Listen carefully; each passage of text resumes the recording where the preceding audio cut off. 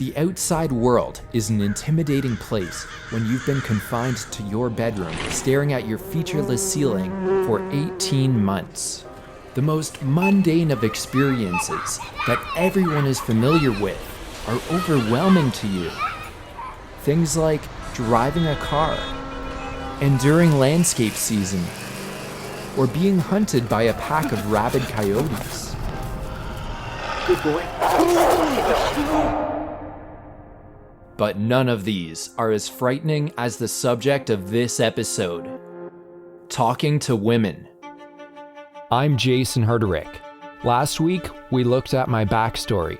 This week, we're jumping ahead to 2017. I've begun my recovery and am searching for romance. In my search, I go outside of my comfort zone and into my discomfort zone. Hey, that's the name of the show. Part 1. For several weeks, I had been observing a cute lifeguard at my local swimming pool. Then, the day finally came when I decided to test the waters on our compatibility.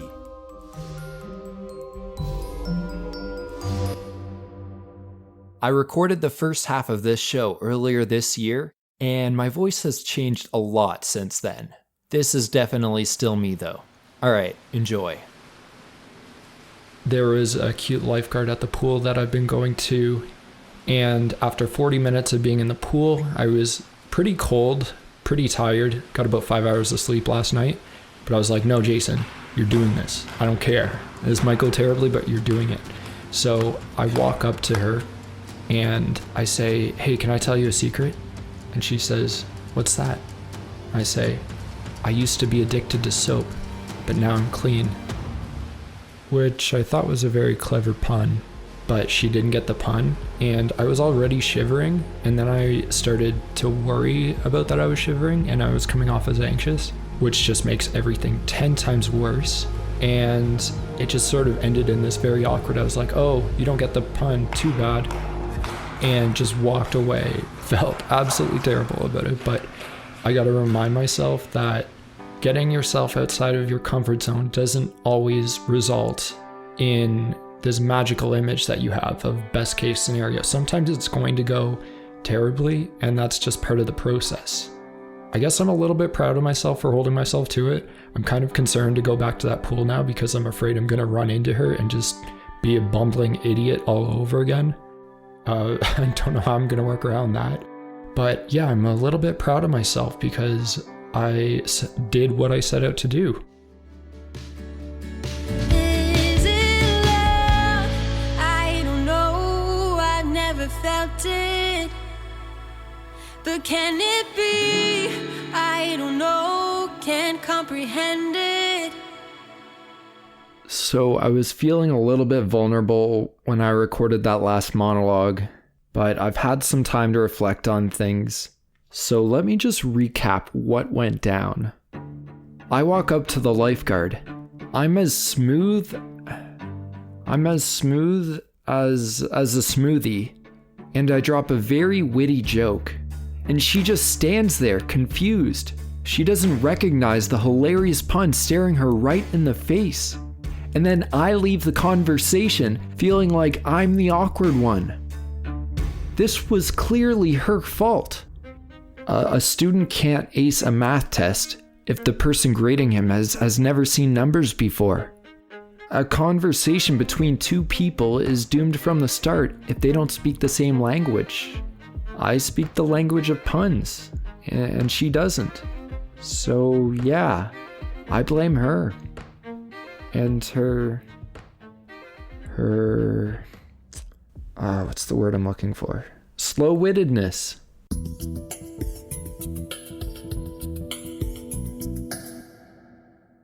After sleeping on it for a few more days, I had a change of heart. I've never been someone that gives up easily. Why should my interaction with the lifeguard be any different? I clearly needed some mentoring, and I knew just the person to ask. Yo! Oh, what's up, man? What up, bro? How you doing? My friend Andy dropped by to help me out. Reflecting on that last update, I think I might have been a little bit harsh. Puns don't come naturally to everybody, and then I think that's something I need to respect. So I just don't want to write off potential candidates before really seeing the whole thing through. Yeah. So my idea was to write a letter to show to her. I will hand it to her, and I just want to get your feedback on this. You know, I've been out of the game talking to girls for quite some time, so let me know. How about you start just reading this out loud, and then let me know what you think of it. Sure. Okay. Dear Miss Lifeguard, I am writing to follow up on our conversation that took place on November 14th, 2017 at approximately 1:04 p.m. at the pool facilities. It's very exact. To refresh your memory, I have provided a transcript of our conversation below. Jason, hey, can you keep a secret? Lifeguard, what's that? Jason, I used to be addicted to soap, but now I'm clean. Lifeguard, huh? I don't get it. Jason, you don't get the pun? Lifeguard, no. Jason, oh, that's too bad. And I assume it walks away. So immediately following our exchange, I departed without providing an adequate explanation. I would like to apologize for my inconsiderate behavior. I had a very important business meeting scheduled at 1:30 p.m. that I could not afford to be late for. The objective I had outlined prior to initiating dialogue was to evoke an abundance of laughter. Upon reflection, it is evident that the intended goal was not accomplished. However, after conducting further analysis, I am confident that this objective can still be achieved. I have provided a detailed breakdown of the aforementioned pun below. Oh God. Line 1, can you keep a secret? Analysis. The purpose of this question was to gather the attention of the subject. In ordinary social settings, the subject would anticipate sensitive material to follow. Line 2. I used to be addicted to soap. Analysis. Although addiction in itself is not intrinsically humorous, the thought that someone could be addicted to soap is rather comical. The stage has been set for the climax of the joke, commonly referred to as the punchline. This is very good. Good stuff so far? Yeah, good stuff. I like it. Line 3, but now I'm clean. Analysis. The phrase pertains to the two independent meanings. Clean, which is an adjective meaning no longer dependent upon addictive substances. And number 2, free from foreign or extraneous matter. The significance of the sentence changes dramatically depending on which method is intended. Definition number 1. I implied that I'm no longer dependent upon soap, the substance I was formerly addicted to. Definition 2. I indicated that I am free of foreign or extraneous matter. Soap is a common substance used for washing and cleansing purposes. Being dependent upon soap would, in all likelihood, result in this outcome. That's very true. You would be clean, so to speak. The pun is typically considered humorous because both meanings of the word clean are true at the same time. I hope that this clears up any misunderstandings. If you have any further questions, please do not hesitate to contact me. Warmest regards, Jason Herderick. So, what do you think? Again, very detailed. It seems almost like, it's almost like a business proposal or something. It's like, Well, yeah, I guess I haven't done any writing in quite a while, and the one I used to do was, engineering work. So, very formal. Yeah. So, do you think I should give her the letter? Yeah, I guess you could give her the letter. Andy was on board with the idea. I asked a few other friends for their opinions. It was pretty good. I liked it. So you think that she would really enjoy getting this? Very likely, yes. Very good. Very well put together letter. Thank you. I think you've covered all the main points. And I think you've definitely defined the joke as it should be. I think it's good. I think I would add an example of another pun. Oh, yeah, definitely. That way, if you explain how this one works, maybe you just give her a second one, and then you ask her to see if she finds this one appropriate and funny. Everyone was on the same page. I was about to deliver the letter when my friend Fiona dropped by. She read through the letter and provided me with feedback. I think I know the definition of soap very well. Because of how I outlined it, yep. Yes, I think you did a very good job analyzing the context of your pun. It was nice to hear this. But then the conversation took an unexpected turn. I think it may make her feel stupid if you were to actually give it to her. Do you think that she would like receiving a letter like this? Do you think that that would make her perhaps be romantically attracted to me? No. So you don't think that there's a future with me and Miss Lifeguard? No, not if you're gonna send the letter. I think you should start by getting Miss Lifeguard's name and maybe replacing Miss Lifeguard with her name before you send a letter. Do you think if I hired a private detective to go and find out her name somehow, perhaps if he found out where she lived and was able to check her mail and then get her name from that, would that be like a good way to continue? No, that now just made it even more creepy. These words hit me like a ton of bricks. Maybe Fiona was right. Maybe I'd been listening to the wrong people. I'd only asked men for advice. Men who, like me, knew absolutely nothing about girls.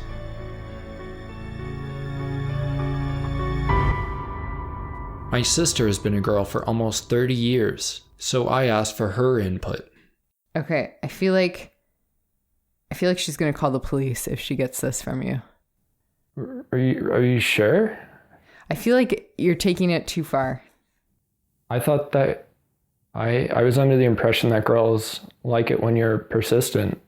I think you take that persistence to a new level. You're kind of turning my world upside down right now, Lisa. I just think it's almost too detailed of an explanation, and I think maybe you should have gone a different route and just given her a whole bunch of one-liners. That is another approach. Oh, maybe what I could do is I could write her like 10 different letters and explain 10 different one-liners. But I feel like you don't need to explain it in this level of detail. I feel like she might be offended and she may think that you're calling her stupid.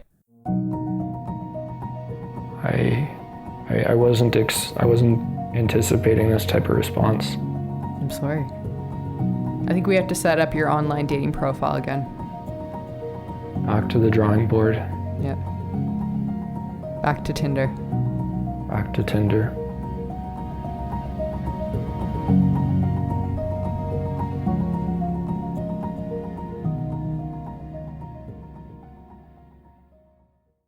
Thank you for your advice today, Blaine. This was lovely having you on.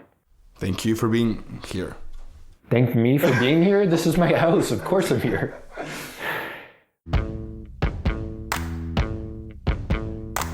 I know I'm hard to love. You gave me butterflies in my tummy. You caused the birds to dance. All I think about is your sweet love. I steal the mail from her mailbox. I'm completely crazy. I know I'm hard to love. Part 2. How I almost date my cousin, but not really. Before we go there, a quick update on my life.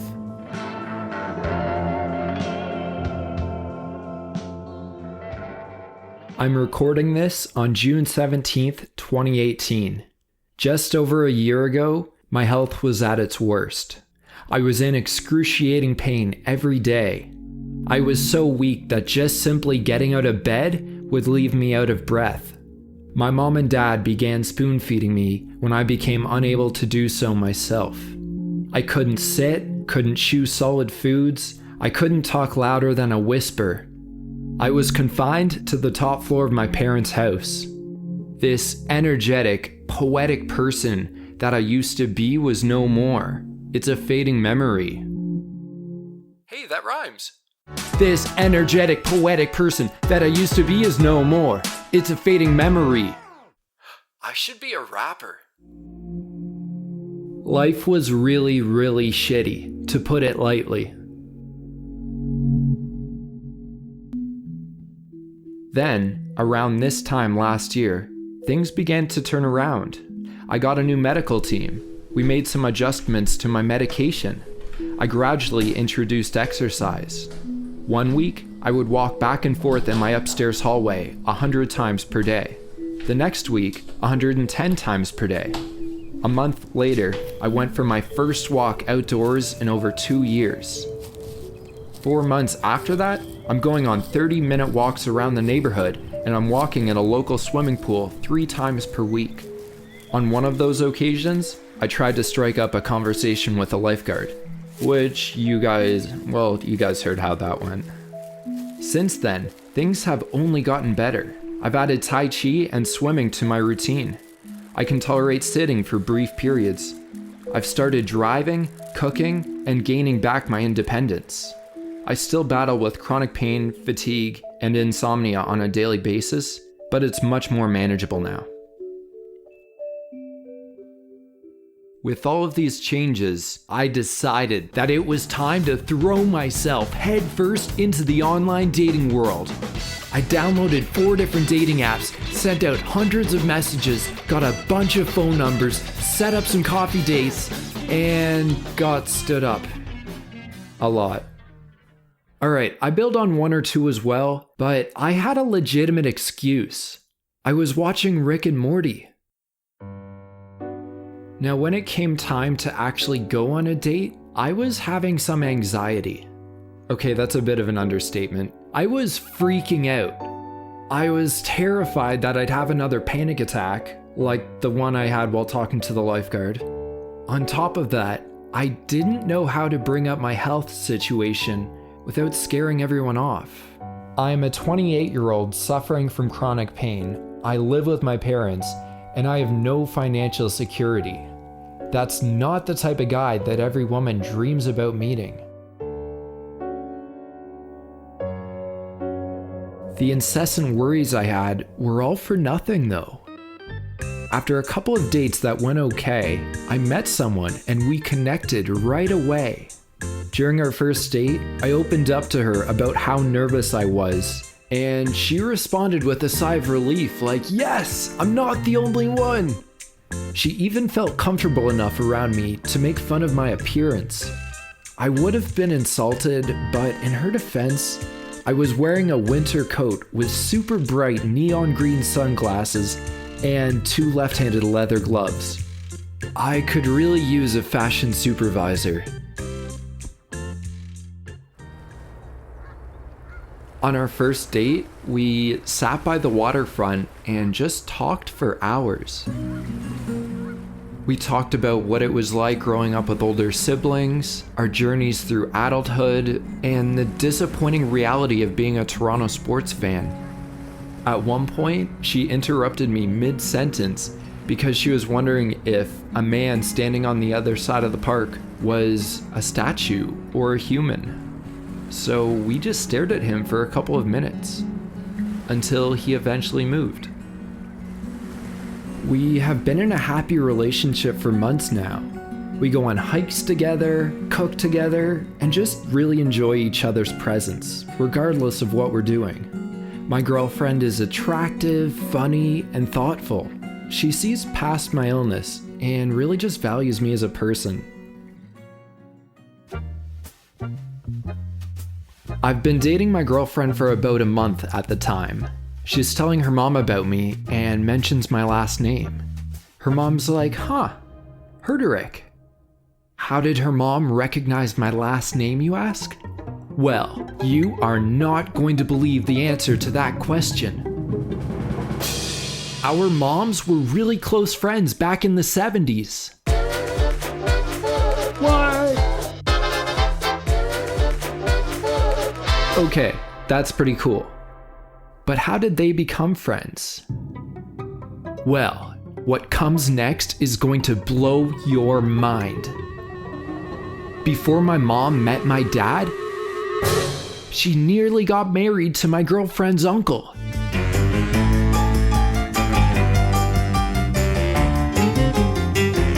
Like, what are the chances that 2 separate generations of our families would intersect like this? If I was looking for a sign that we were meant to be together, that us getting matched on OkCupid was some kind of cosmic divine intervention to rekindle the love and restore unity between our families. This would be it.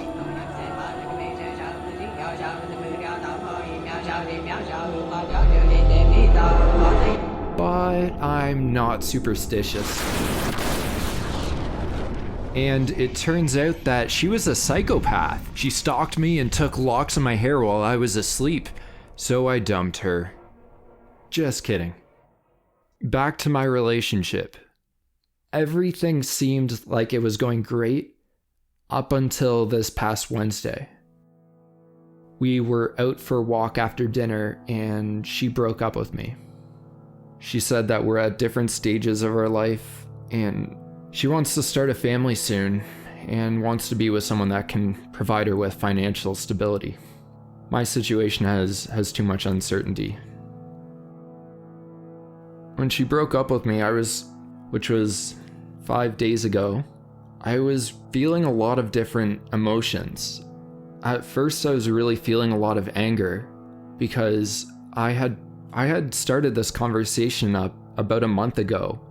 And she just kind of brushed it off. She was saying how she's at the beginning of her career as well, and she totally understands my situation, and she just seemed to brush it off as though it wasn't a big deal to her. I was wondering also, like, why were we making plans together this entire summer? Like, we were making plans for the July and August long weekend, which are a month and 2 months away. Hey, it's Jason calling. Listen, I know that things kind of ended abruptly the other day, and I was caught completely off guard by things. You know, I had strong feelings for you, and yeah, it just really caught me off guard, everything. On another level, I understand. I understand. Like, we clearly are at different stages of our lives. She's moving up in her career while I'm working on this podcast, and I really don't know if this is going to be financially sustainable for me for the long term, and I don't know when I'll be ready to return to work as an engineer if that's what I decide to do. While I'm hurt by everything and how quickly things just ended, I do understand your situation. I understand how you need to look out for yourself first and foremost. But it really hurts. It hurts a lot right now. And I think part of it is just my confidence has really taken a hit. This was something I was really worried about going into dating, and it seems like it really is an issue. And I'm having all those feelings of anxiety and feeling undesirable all over again. I just want to wish you luck with everything. I enjoyed the time that we spent together. And anyways, thank you. Take care. Bye. So right now I'm really feeling some post-breakup blues, which I know are totally natural. I want to take a look at some of the positives that I can take away from this. As I mentioned, a year ago, I was bedridden. If you had told me a year ago that I would have been physically well enough to date, I would not have believed you. It didn't seem possible. I couldn't have even imagined it. And so another positive, just being in a relationship again was a learning experience. I rediscovered how being with a partner can make me feel more complete, like more whole.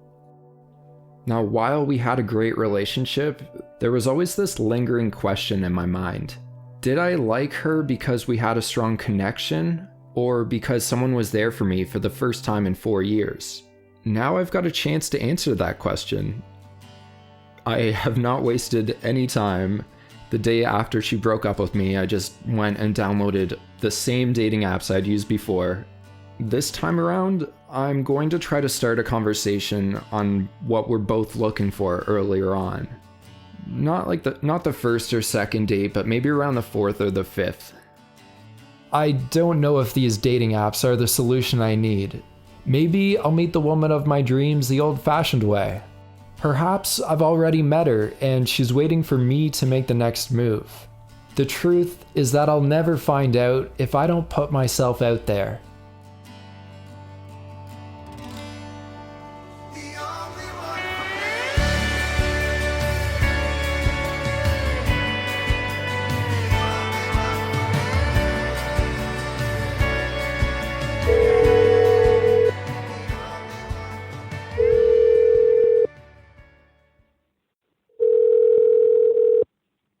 Hello? Hey, how's it going? Hey, good. How are you? To be honest, I'm a little bit frustrated. Why? What's going on? Well, I went by the pool a couple of times this week, but she wasn't there. Who wasn't there? The lifeguard? Which lifeguard? You know Miss Lifeguard? This again? What? Jason, I don't think you should specifically go to the pool just looking for this lifeguard. I feel like it's a little creepy that you're doing that. She probably doesn't work there anymore. She doesn't work there anymore. I'm so stupid. If she doesn't work there anymore, then that would mean that the only way I could track her down is if I go to the pool and talk to the manager. They would still have her employment records. Jason, you are not doing Lisa, that. but what if she's been no girl thinking is about... actually going to talk to you if you literally stalk Lisa, her. the pool actually closes down in about 20 minutes, so I Jason, gotta run. Jason, Thank you, do Lisa. not go to the pool. Jason! No matter what, my heart is yours, I'm never giving up.